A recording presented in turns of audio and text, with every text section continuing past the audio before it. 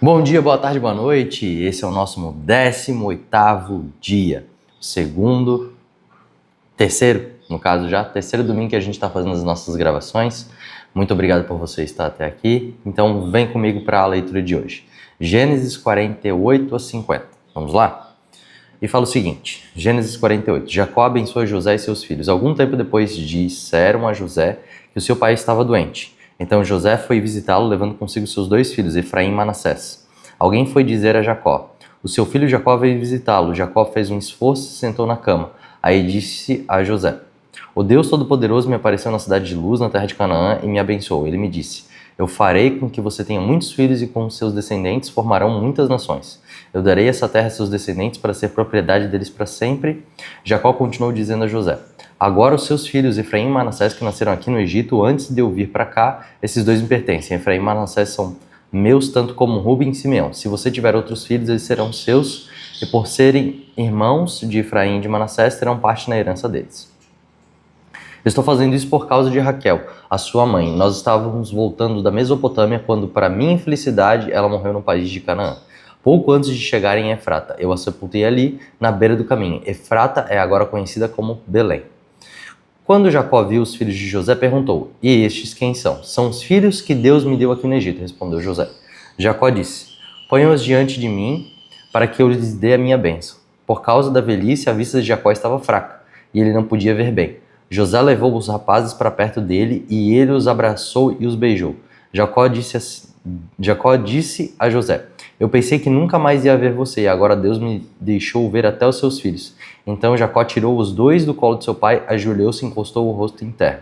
Em seguida pegou Efraim com a sua mão direita e Manassés com a mão esquerda e fez com que ficassem perto de Jacó. Dessa maneira Efraim ficou do lado esquerdo de Jacó e Manassés do seu lado direito. Jacó estendeu os braços e os cruzou, pondo a mão direita sobre a cabeça de Efraim, embora fosse o mais moço, e a mão esquerda sobre a cabeça de Manassés, que era o mais velho. Em seguida, deu a sua bênção a José, dizendo assim: ó Deus, a quem os meus pais Abraão e Isaque serviram, abençoa estes rapazes, abençoa-os, ó Deus. Tu que me tens guiado como um pastor durante toda a minha vida até hoje, que eu os abençoe, o anjo que tem me livrado de todo o mal. Que o meu nome seja lembrado por meio deles e também o nome dos seus pais Abraão e Jacó. Eles tenham muitos filhos e muitos descendentes nesse mundo. José não gostou quando viu que seu pai colocou a mão direita sobre a cabeça de Efraim. Por isso pegou a mão dele para tirá-la da cabeça de Efraim e colocá-la sobre a de Manassés. E explicou: não, pai, assim não. Este aqui é o filho mais velho. Põe a mão direita sobre a cabeça dele. Mas Jacó não quis e disse: eu sei, filho, eu sei. Os descendentes de Manassés também serão um grande povo, mas o irmão mais moço será mais importante do que ele. E os seus descendentes formarão muitas nações. Desse modo, Jacó os abençoou naquele dia, dizendo: os israelitas usarão o nome de vocês para dar a bênção. Eles vão dizer assim: que Deus faça com você como fez com Efraim e com Manassés. Dessa maneira, Jacó pôs Efraim antes de Manassés e disse a José: como você está vendo, eu vou morrer, mas Deus estará com vocês e os levará de volta para a terra dos meus antepassados. Eu dou Siquém a você e não aos seus irmãos. Siquém é aquela região que tomei dos amorreus lutando com a minha espada e o meu arco. Olha só que coisa interessante, só para a gente fazer uma analogia histórica, né? A gente viu que todo o problema de Jacó começou por causa das bênçãos. Porque um roubou a bênção do outro, não sei o que lá. Olha só que engraçado, ele chama os 2 para serem abençoados ao mesmo tempo. Para mostrar que independente se um tem uma bênção específica, um tem uma bênção diferente do outro, continua sendo bênção, sabe? Às vezes a gente olha para as coisas que estão acontecendo à nossa volta e esquece que Deus tem uma coisa especial para nós. Diferente dos outros, às vezes não é aquilo que a gente espera, mas é uma coisa especial para nós, é isso que vale, sabe? A gente ter os olhos não para as coisas que a gente vai receber, mas de quem que a gente está recebendo. Isso é uma coisa muito interessante. E todas as brigas que começaram com os irmãos Jacó e com Esaú, que era o irmão dele, foi tudo por causa de bênção. E eu fico imaginando dessa forma, não é o que o texto fala, mas eu fico imaginando assim, Jacó nos seus últimos dias de vida pensando assim, cara, não vou deixar que aconteça a mesma coisa que aconteceu na minha família. Eu vou abençoar todo mundo junto. Eu vou fazer tudo que precisa ser feito naquele momento, porque senão pode haver alguma distoante entre os irmãos. Então vou deixar para resolver tudo agora, para falar tudo que eu preciso falar agora. E não deixar para que cada um ache que foi abençoado menos ou que foi abençoado mais. Isso aí é muito interessante, que ao contrário do que aconteceu com Isaac, né? Vamos aqui agora. Gênesis 49. Jacó chamou seus filhos e disse: fiquem em volta de mim e eu lhes direi o que vai acontecer com vocês no futuro. Fiquem reunidos em volta de mim para ouvir, filhos de Jacó. Escutem o que diz Israel, seu pai. Rubem, você é o filho mais velho, você é minha força, o primeiro fruto do meu vigor, o mais orgulhoso e o mais forte dos meus filhos. Você é o violento como a correnteza, porém não será o mais importante, pois dormiu com a minha concubina, desonrando assim a cama do seu pai.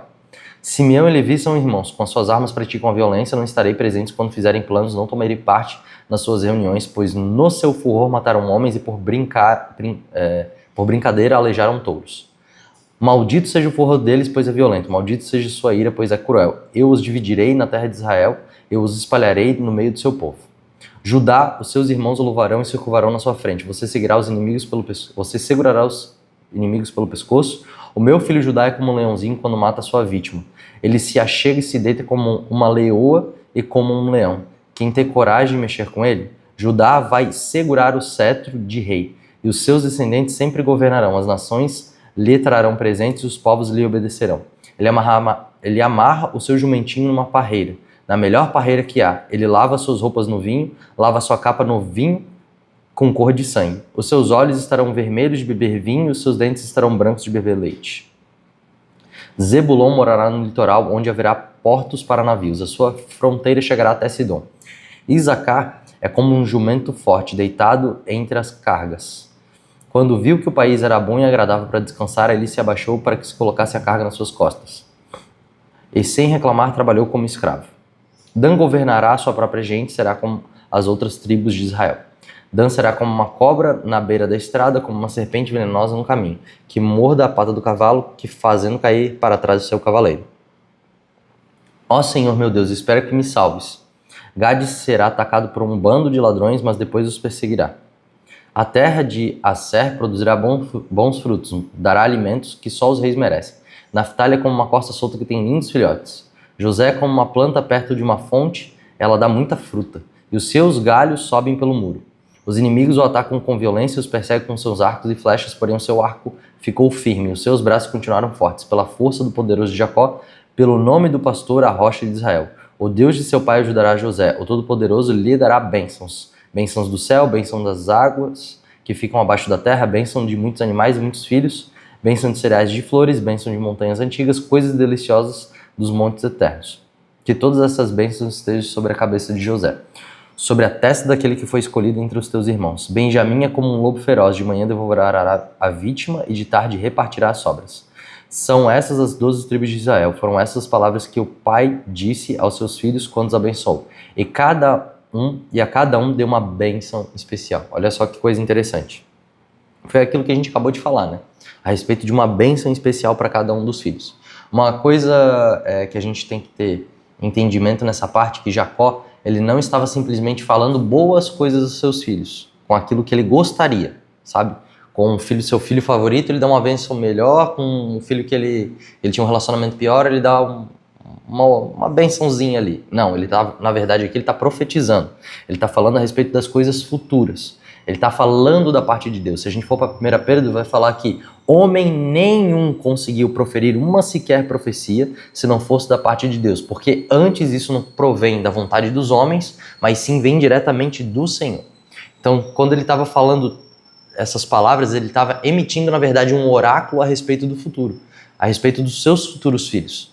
E uma coisa interessante que a gente pode ver aqui é exatamente que ele fala sobre Judá, o irmão que vendeu o filho preferido dele para os egípcios, que o cetro de governo estaria sobre Judá. Ele não estava falando porque Judá era uma boa pessoa. Ele estava falando aqui porque da descendência de Judá é que nasceria o Messias. Da descendência de Judá é que proveria de fato o rei davídico, que governaria todas as pessoas da terra. Então, nesse caso específico, ele estava emitindo um oráculo a respeito de Cristo. Ele estava falando a respeito que da tribo de Judá nasceria o filho de Deus que esmagaria a cabeça da serpente. Isso é muito interessante a gente perceber, né? Vamos continuar aqui. A morte e sepultamento de Jacó. Versículo 29 do 49. Então Jacó deu aos filhos a seguinte ordem: Eu estou para morrer e para me reunir com o meu povo no mundo dos mortos. Sepultem-me onde estão sepultados os meus antepassados na caverna que fica nas terras de Efron, o Eteu, em Macpela, a leste de Manré, no país de Canaã. Abraão comprou de Efron essa caverna e o terreno onde ele fica para serem sepultados da família. Ali estão sepultados Abraão e Sara, sua mulher, Isaque e sua mulher Rebeca, e ali sepultei Leia. O terreno e a caverna foram comprados dos heteus. Quando acabou de dar essas ordens aos filhos, Jacó deitou-se de novo na cama e morreu, indo reunir-se assim com o seu povo no mundo dos mortos. Capítulo 50. José se atirou sobre o pai, chorando e beijando seu rosto. Ele deu ordem aos médicos que estavam a seu serviço para embalsamarem o corpo de seu pai. Assim eles fizeram. Gastaram 40 dias para fazer isso, o tempo normal para embalsamar um corpo. E os egípcios ficaram de luto 70 dias. Quando passou o tempo de luto, José falou com os altos funcionários do palácio do rei do Egito e disse: façam o favor de levar ao rei a seguinte mensagem. Quando meu pai estava para morrer, ele me fez jurar que eu o sepultaria no túmulo que ele mesmo preparou no país de Canaã. Por favor, deixe-me ir sepultar meu pai para que depois eu volte. O rei respondeu: vai e sepulte seu pai, como ele fez você jurar que faria. E assim José foi sepultar o seu pai, com ele foram as autoridades ligadas ao rei, os altos funcionários do palácio e todos os líderes do Egito. Foram também as famílias de José, dos seus irmãos de Jacó. Deixaram na terra de Gósen somente as crianças pequenas, as ovelhas, as cabras e o gado. Também foram homens a cavalo, em carretas, de modo que o grupo era muito grande. Quando chegaram a Atade, que fica a leste do rio Jordão, fizeram uma cerimônia de sepultamento no terreno onde o trigo é malhado. Ali choraram muito alto durante 7 dias. Quando os moradores de Canaã viram tanta gente chorando, disseram: como é impressionante o choro desses egípcios. Por isso puseram naquele lugar o nome de Abel-Misraim. Assim os filhos de Jacó fizeram com seu pai tudo que ele havia ordenado. Eles levaram seu corpo até Canaã e o sepultaram na caverna de Macpela, a leste de Manré, no terreno que Abraão havia comprado de Efron, o Eteu, para sepultar a sua família. Depois do sepultamento, José voltou para o Egito com seus irmãos e com todos que haviam acompanhado. Final da história de José, versículo 15. Depois da morte do pai, os irmãos de José disseram: talvez José tenha ódio de nós e vá se vingar de todo o mal que lhe fizemos. Então mandaram dizer a José: antes que o seu pai morresse, ele mandou que pedíssemos a você o seguinte: por favor, perdoe a maldade e o pecado de seus irmãos que o maltrataram. Portanto, pedimos que perdoe a nossa maldade, pois somos servos do Deus do seu pai. Quando recebeu essa mensagem, José chorou. Depois os próprios irmãos vieram, se curvaram diante dele e disseram: aqui estamos, somos teus criados. Mas José respondeu: não tenham medo, eu não posso me colocar no lugar de Deus. É verdade que vocês planejaram aquela maldade contra mim, mas Deus mudou o mal em bem para fazer o que hoje estamos vendo, isso é, salvar a vida de muita gente. Não tenham medo, eu cuidarei de vocês e de seus filhos.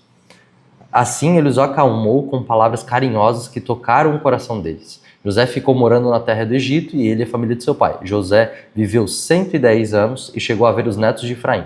E também pegou no colo, como membros da família, os filhos de seu neto Maquir, que era filho de Manassés. Certo dia, José disse aos seus irmãos: eu vou morrer logo, mas estou certo de que Deus virá ajudá-los e levará deste país para a terra que ele jurou dar a Abraão, Isaque e a Jacó. Então José pediu à sua gente que fizesse um juramento. Ele disse: estou certo de que Deus virá ajudar vocês, por isso, quando isso acontecer, levem o meu corpo com vocês. José morreu com 110 anos, seu corpo foi embalsamado e posto num caixão no Egito. Essa foi a nossa leitura de hoje. Muito obrigado por ficar até aqui. Que Deus te abençoe. Uma ótima semana. Até mais.